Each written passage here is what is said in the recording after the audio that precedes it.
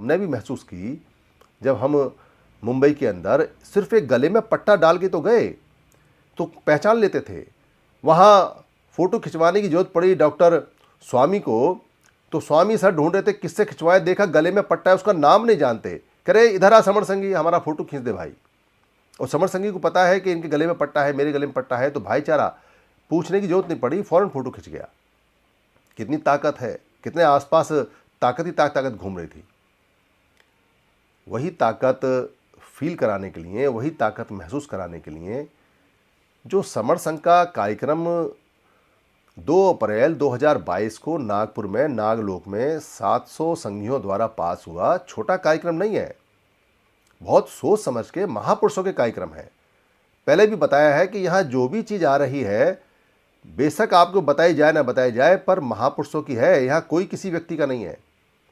एक शहर, एक महापुरुष और एक उत्सव, एक जयंती, एक वंदना, एक स्थल, एक समय, सारे लोग अपना खाना लेके वहाँ पहुँचे, अपना दरी अपनी चादर लेके, औरों के लिए भी खाना लेके पहुँचे, चंदा ना दें। ये जो प्रस्ताव वहाँ पास हुआ, ये क्रांतिकारी प्रस्ताव है। इस प्रस्ताव के अनुसार आप सबको एक होना है। आप बिखरे हुए लोग हो, यानी हम बिखरे हुए लोग हैं। हमारे महापुरुष को हमने बिखेर दिया, जिन महापुरुषों ने हमको जोड़ा, हमने उनके टुकड़े टुकड़े करके लाह से बिखेर दी उनकी। किसी महापुरुष को नहीं छोड़ा हमने, क्या बुद्ध, क्या अम्बेडकर, क्या ज्योतिबा फुले, क्या पेरियार, हमने किसी को नहीं छोड़ा, हमने सबके टुकड़े किए बराबर। एक ही शहर में हजारों टुकड़े अलग अलग बटे हुए, अलग अलग जाके हम उनका कार्यक्रम मनाते हैं। क्या कार्यक्रम मनाते हैं हम? मरण दिन मनाते हैं उनका, जयंती नहीं मनाते। क्योंकि हम एक होंगे, एकता होगी हमारी, चाहे भले ही हम महापुरुष का नाम लें या ना लें, चाहे भले ही हम उसका जयकारा करें ना करें, पर अगर हम एक जगह मनाते हैं तो महापुरुष का जयकारा अपने आप हो जाता है। और हम कितना ही जयकारा बनाएं और कितनी जोर से लाउड स्पीकर लगाएं और कितना ही पैसा इकट्ठा करें और कितना ही खाना खाएं और कितना ही बांटें और कुछ भी करें और अलग अलग कार्यक्रम लगाएं, तो कोई जयकारा नहीं होता। वो मरने का कारा होता है, मरकारा होता है, वो वहाँ मरण जयंती होती है। ये छोटी सी बात आप अपने आसपास के किसी उस सिस्टम से समझ सकते हो जहाँ स्कूल में बच्चे एक सी ड्रेस पहन के जाते हैं, एक सी यूनिफॉर्म पहन के जाते हैं, एक साथ गाते हैं, एक साथ रहते हैं। स्कूल में यूनिफॉर्मिटी आती है, एक ताकत आती है। स्कूल का बच्चा कहता है ये मेरे स्कूल का बच्चा है। उनके भेदभाव उनके माँ बाप में होंगे, पर बच्चे आपस में जानते हैं कि ये मेरे स्कूल का है। तो स्कूल के बच्चों के साथ कुछ हो जाए तो सारे बंदर की तरह आ जाते हैं, कॉलेज के बच्चे बंदर की तरह आ जाते हैं, वो सब भूल जाते हैं क्योंकि हमारे स्कूल का, हमारे कॉलेज के बच्चे के साथ कुछ हुआ है। एक होने की ताकत है। इसलिए जब इस कार्यक्रम को लॉन्च किया गया और इस कार्यक्रम को बताया गया तो बहुत लोगों को झटका लगा। बिखरे हुए लोग इकट्ठा होना चाहते हैं, उनमें तो खुशी की लहर है, पर वहाँ तक हम पहुँच नहीं पा रहे क्योंकि हमारे पास संसाधन की, खासतौर से ह्यूमन पावर की, ह्यूमन रिसोर्सेज की, ऐसे व्यक्तियों की जो बात को आगे बताएं और आगे समझाएं, उनकी कमी है। तो सभी के बीवी बच्चे हैं, उनका काम भी होता है और फिर उनको बताना भी होता है। कोई फुल टाइमर हमारे पास तो है नहीं क्योंकि संघ में सारे गृहस्थ लोग हैं, पर फिर भी काम तो करना पड़ेगा। तो जो नेता हैं वो समझ गए कि अगर एक हो जाएंगे तो फिर हमें कौन पूछेगा। अगर एक शहर में एक जयंती होगी तो एक अलग अलग जयंती के नाम से जो एक ही आदमी से 4-4 जगह पैसा इकट्ठा करते हैं, फिर कैसे होगा?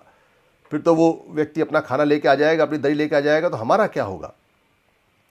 ये जो मिशन मूवमेंट को तोड़ने वाले दलाल, मिशन मूवमेंट को तोड़ने वाले चंदाखोर, मिशन मूवमेंट को तोड़ने वाले वमन टाइप के हमारे लोग, मिशन मूवमेंट को जान के ख़त्म करने वाले, मिशन मूवमेंट की एकता को ख़त्म करने वाले, हमें एक होने से रोकने वाले जो लोग हैं, इन्हीं को परेशानी होती है और किसी को नहीं होती। आम आदमी तो बड़ा खुश है कि चंदा भी ना देना पड़े, खाना भी अपना लेके आना है, मैं ज़्यादा खाना लेके आऊँगा, समय से पहले पहुँचूँगा, एक हो तो जाए। पर इनको आफत आती है। कारण क्या है? कारण ये है कि एक होते ही इनकी पुरानी पोल पट्टी भी खुलेंगी।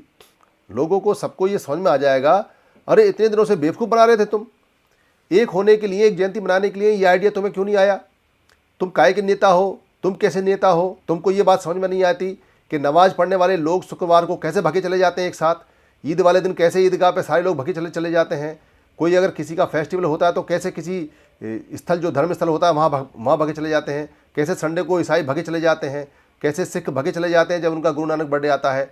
तो हमारे महापुरुष के मनाने में, एक साथ भगने में कौन सी आफत आ रही है? हमारे पैरों में कौन सी मेहंदी लगी हुई है, कौन से घुंघरू बंधे हुए हैं जो हम अपने महापुरुष के जन्मदिन को या उस उत्सव को एक तरफ एक साथ मनाने के लिए नहीं भगते, हमें क्यों टुकड़ों में तोड़ा गया है? ये सवाल उठेंगे, इनके जवाब देने भारी पड़ेंगे।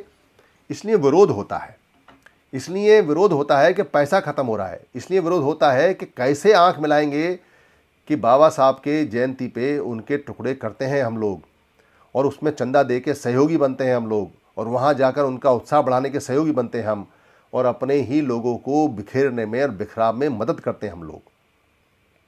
पूरी दुनिया की हिस्ट्री उठा लो, प्राकृतिक हिस्ट्री उठा लो, पहले की उठा लो, कौन सा ऐसा महापुरुष है जिसके टुकड़े करके लोग अलग अलग एक दूसरे से लड़ते भी हों और उसकी जयंती मनाते हों? ऐसा कौन सा है? जयंती मनाने की लड़ाई हो रही है, तू जयंती मनाएगा, तेरी जयंती से अच्छी हमारी जयंती। अरे दोनों जयंती डॉक्टर अंबेडकर की हैं, तो इसमें तेरी कौन सी और मेरी कौन सी? तो दोनों डॉक्टर अंबेडकर की हैं। पर यहाँ तेरी मेरी होती है, डॉक्टर अंबेडकर की कोई जयंती नहीं होती। यहाँ तेरी और मेरी, बस तेरी मेरी चल रही है यहाँ पर। डॉक्टर अंबेडकर